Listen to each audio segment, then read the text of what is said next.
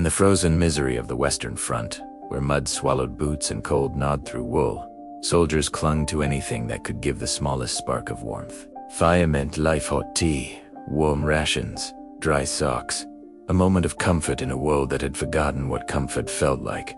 And out of that desperation came one of the most ingenious inventions of the entire Great War.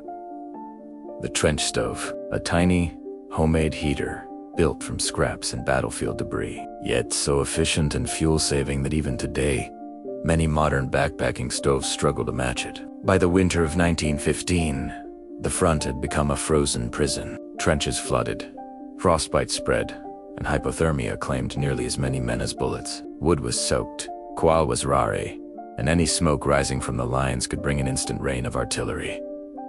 But the soldiers needed heat. Even a few minutes of flame could mean warm tea, dry socks, or a hot tin of meat that tasted like something other than war. And so, from necessityan, from hunger came innovation. Across the front, men began crafting stoves from whatever they could salvage. Tin cans, shell casings, ration tins, bits of wire, anything that could hold fuel and channel heat. What emerged was a design so simple and so clever that it became universal. British troops built theirs from food tins stuffed with waxed cardboard. Germans refined theirs into compact solid fuel burners. The French turned paraffin tablets into quiet, smokeless cookers. But the principle was the same across every army. Control the airflow, concentrate the heat, minimize the fuel. And suddenly, from cold mud and scavenged metal, warmth returned. The secret behind the trench stove wasn't high technology, it was physics. A controlled draft pulled air in from the bottom and sent heat rising through a narrow burn chamber, creating a miniature chimney that burned hotter and cleaner than an open fire. With just a handful of twigs or a scrap of wax-soaked cloth, a soldier could boil water in minutes.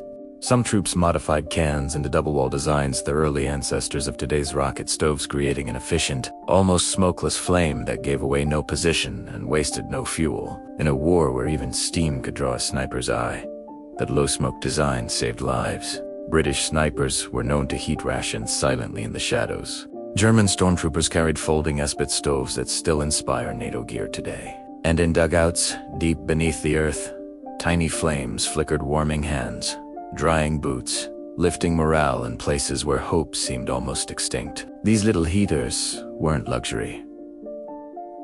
They were survival. And what's remarkable is that the same simple principles still work today. With nothing more than 2 metal cans and a knife, anyone can recreate the design that warmed a generation of soldiers. You take the larger can as the body punch air holes at the base, drop a smaller can inside as the burn chamber, and feed it with whatever. Field Juave twigs, wax paper, sawdust, mixed with candle stubs, even rolled cardboard dipped in grease. Light it from the bottom, and in moments, the chimney effect takes over, drawing oxygen upward and producing a focused, powerful flame that burns longer and hotter than an open fire. No gas canisters, no valves, no pressure regulators, just airflow, fuel, and gravity working in perfect harmony. Survivalists still rely on this design today because it works in wind, rain, and snow.